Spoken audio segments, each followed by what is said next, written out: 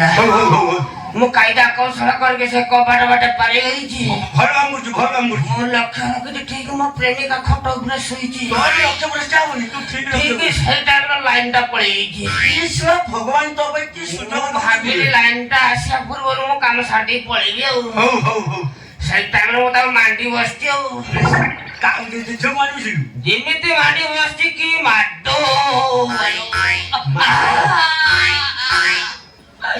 ମାରିଦେଲା ଗୋଟେ ମୁଁ ଗୋଇଠା ମୋ ତଳି ପେଟକୁ ମୋର ପୁରା ବମ୍ଫର ହେଇଛି। କି ମାଡଲ ବାପା କି ଦୁଃଖ।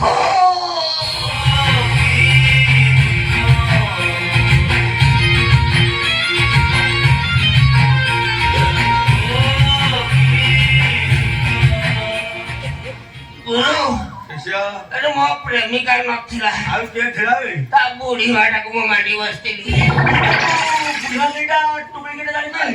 ଆଉ ଚିହ୍ନିବା ପାଇଁ ଜାଣିବା ପାଇଁ ମୋ ପାଖରେ କଣ ସମୟ ଥିଲା ଆଉ ନା ସେ କେଆଡେ ଥିଲେ କେଜାଣି ମାତାଲି ଦଳକୁ ଡାକିଦେଲା। କି ମାଡ କି ଗୋଇଠା ମୁଁ ଆଉ ସମ୍ଭାଳି ପାରିନି। ଆଜ୍ଞା ମାଡିବନି ଗୁରୁ ସେ ଗୋଟେ ଏତେ ଟୋକା ଗୋଟେ ଥିଲା ଅନ୍ଧାରିଆ ଗୋଇଠା ଗୋଟେ ବୁଲେଇ ଦେଲା ଏଇ ଜାଗାରେ ବାଜିଗଲା। ମୁଁ ଆଉ ସମ୍ଭାଳି ପାରୁନି। ମୋର ଆଉ ପ୍ରେମ ପ୍ରେମ ଦରକାର ନାହିଁ ଗୁରୁ।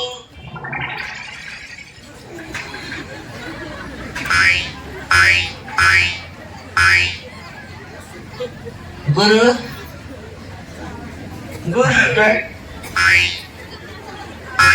ଆପଣଙ୍କର କି ଅବସ୍ଥା?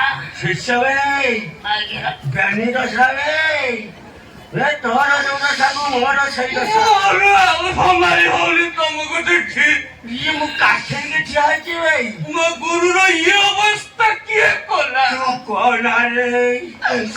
ରେ ବାହା ହେବି ବୋଲି ଆଇଥିଲି ତା ଶାଳି ଆଇଥିଲା ତା ଭଉଣୀ ଆଇଥିଲା ତା ଖୁର୍ସା ମୋର ଆଉ ପ୍ରେମ କରିବା ଦରକାର ନାହିଁ। ମାଟ ଶିଷ୍ୟ ଭୁଲ କାମ କରୁଛି। ଏଇଟା ଆମର ସପ୍ତମ ଶ୍ରେଣୀ ପରୀକ୍ଷା ଆଉ କ୍ଲାସ ପରୀକ୍ଷା ଅଛି। ଆରେ ବୋର୍ଡ ପରୀକ୍ଷା ଅଛି। ସପ୍ତମ ଶ୍ରେଣୀ ଉପରେ ଆମେ ସେକେଣ୍ଡ ଡିଭିଜନ ପାସ୍ କରିବା। ଆମେ ଥାର୍ଡ ଡିଭିଜନ ପାସ୍ କରିବା। ଆଉ ପାସ୍ କରିବା ଦରକାର ନାହିଁ। ମୋର ପ୍ରେମ କରିବା ଆଉ ଦରକାର ନାହିଁ। ଆଉ ମୁଁ ଆଉ ମାଟ ସହିପାରିବିନି। ମୁଁ ଆଡମିସନ ହେଇଛି ହସ୍ପିଟାଲ ଖାଲି ଦେଖା କରିବା ପାଇଁ ପଳେଇ ଆସିଥିଲି। ଆଚ୍ଛା ଆଚ୍ଛା ଗୁରୁ ମୁଁ ତ ଜାଣିପାରୁନି ଆଉ ଇଏ ଆପଣଙ୍କର ଇଏ କି ଅବସ୍ଥାର? ଏଇଟା ନଟବର ଅବସ୍ଥାରେ